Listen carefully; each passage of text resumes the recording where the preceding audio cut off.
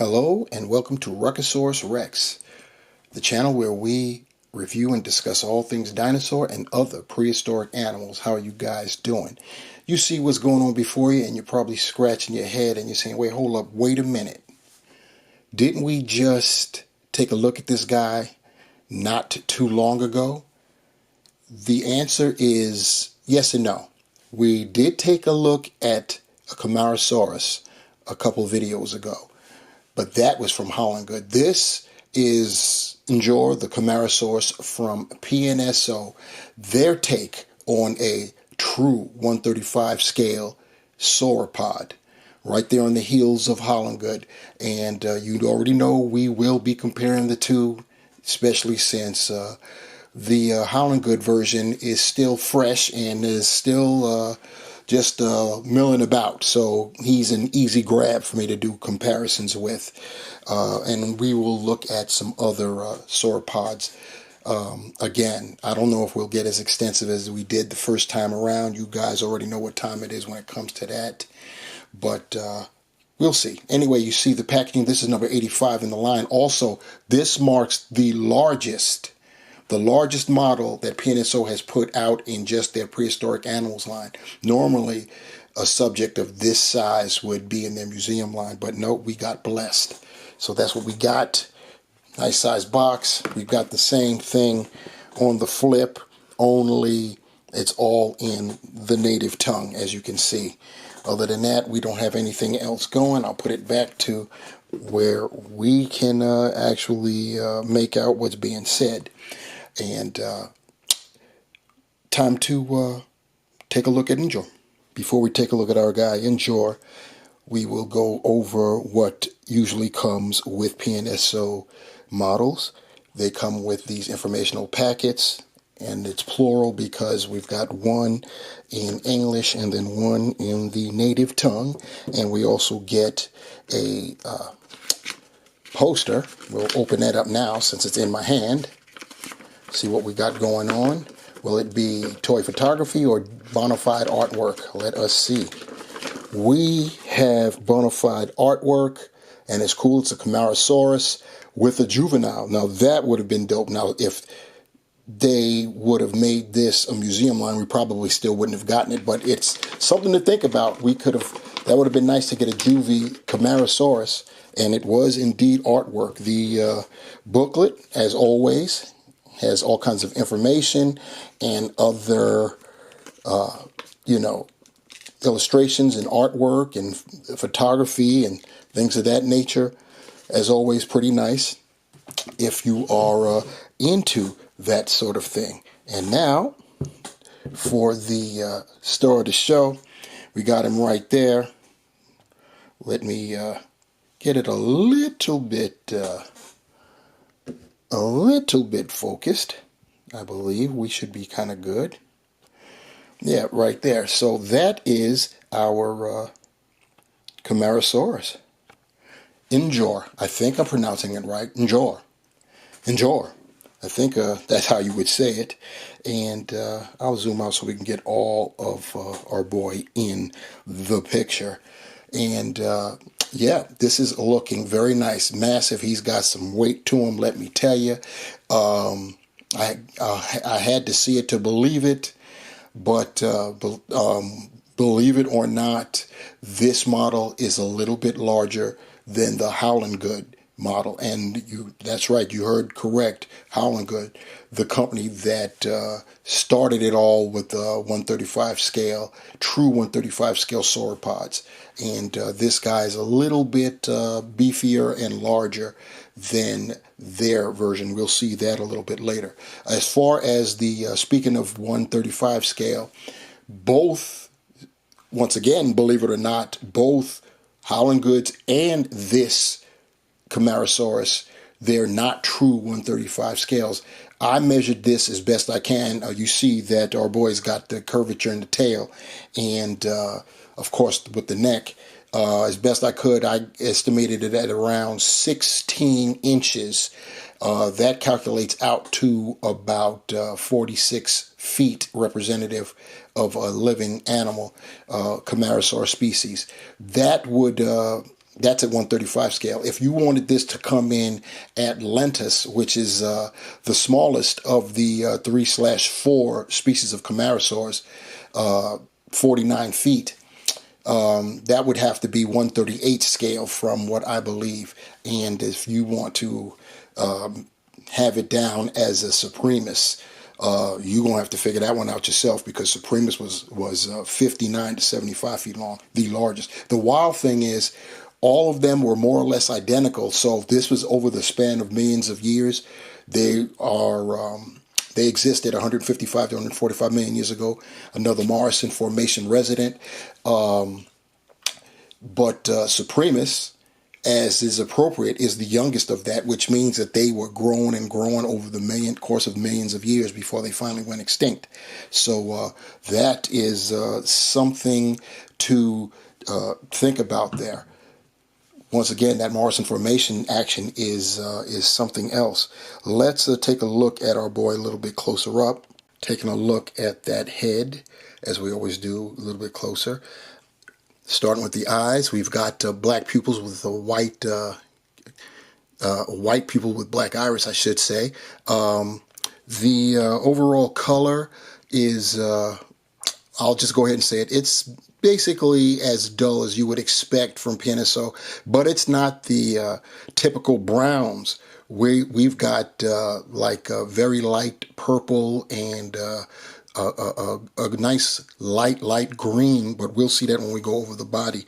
Looking at that mouth is pretty cool. I like that we've got the mouth open. Instead of, with the herbivores, usually we get closed mouth models. We've got the nice painted teeth.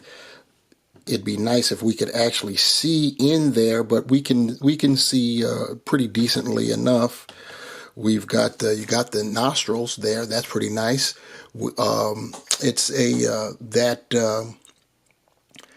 it's like the base is that purple, that very very very light purple. Almost, you should be able to see it. It's like right in there. Then we've got these beige brushes over it, and yeah, that's basically what we got going on. Looking at the other side of our guy here, yeah, that looks pretty good. You see that nasal passageway. You can see the ear canal right there. Some nice wrinkles in that neck, and you see the spine/scoots at the top of that neck there, the beginning of the neck going down that neck. So yeah, very nice. Let's zoom out and see more of our guy here. Got more of that, like I said, that purple is like a purple. That's the base color here around the neck area, and we've got three different colors. Of course, is that purplish color. It lightens up to a I guess that'd be a I don't know exactly, mauve, I don't know. Anyway, we've got the brown stripings there. You could still see some more of the spines going down. And as I move the model back and up, the coloration, you got that purple there. When you get down here to the belly, it starts to tan up, to beige up, basically, but that purple is definitely present. We've got the brown stripes that go across the back there, and they are, as they should be, asymmetrical. I love that. Looking at the front, we've got the light underside, and there's a dark brush there that brings all of that detail out. You've got that purple going down the legs. Look at the wrinkles going there. The hind limb, that right hind limb is stepping off there. We've got painted toes in the back there. The three pretty accurate. We've got, as I turn this way and up, you see we've got accurate thumb claws. And let me set Njor, however you pronounce him, down. And you see the slope. That's indicative of a macronarian sauropod when they have that angle going down. So, you don't see that in diplodocids like Diplodocus and Apatosaurus and Brontosaurus. They are not macronarians. And I'm telling you, I'm holding this guy. He's pretty heavy. He's got some weight to him. That purplish hue goes down the tail, and the striping, everything stays consistent all the way to where the tail whips off to its left, turning around. And yeah, we get more of the same. Pretty nice. Cloaca check. I believe that's what that's supposed to be right there. We're all good there. Underbelly is, of course, light, and we've got that dark brushing, as you can see there. Pretty nice. We've got wrinkles. We've got nice, get up a little bit closer, scalation going on, so that's cool. And yeah, and then on top of that, the pose is pretty cool. Head is turning to its right. I'm going to turn it back here so our boy could be facing us, and do it like that. And let's zoom out some more, see what we can get going on there.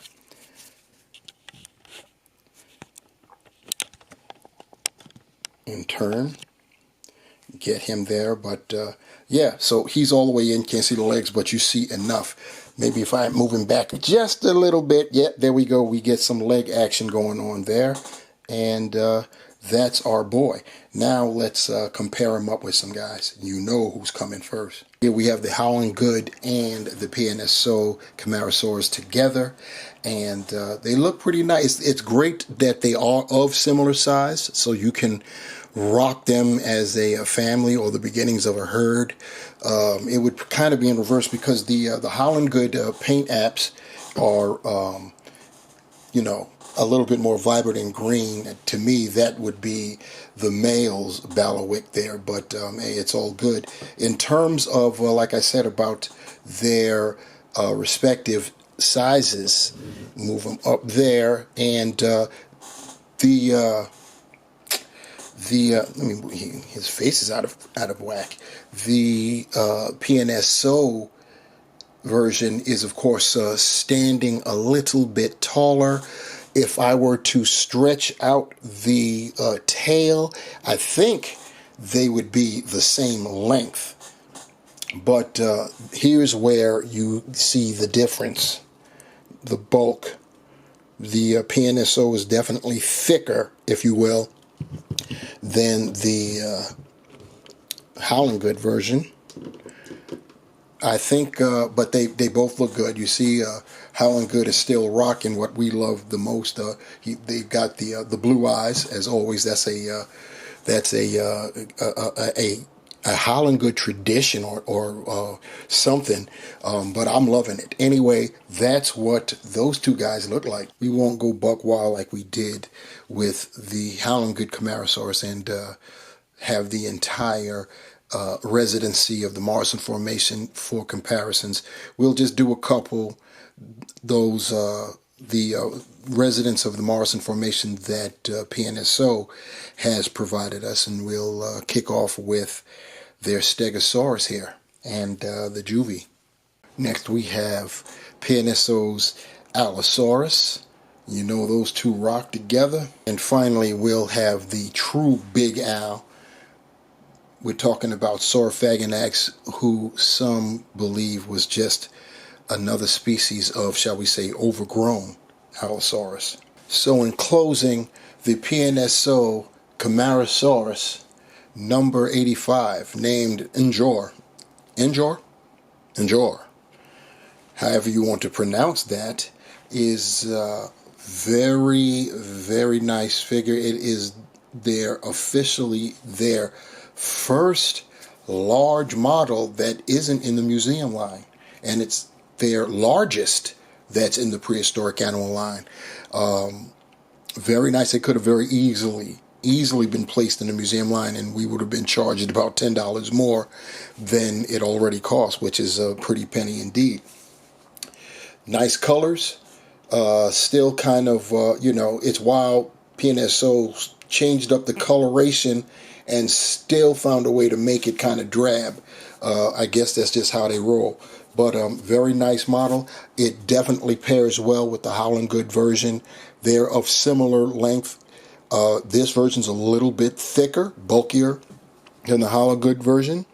I do think that they will go together well on your shelves. So if you want to get them both, go ahead and do your thing. Very nice figure. Number 85 in the line, y'all. Anyhow, that'll do it for this go round of Ruckosaurus Rex. You know how we do.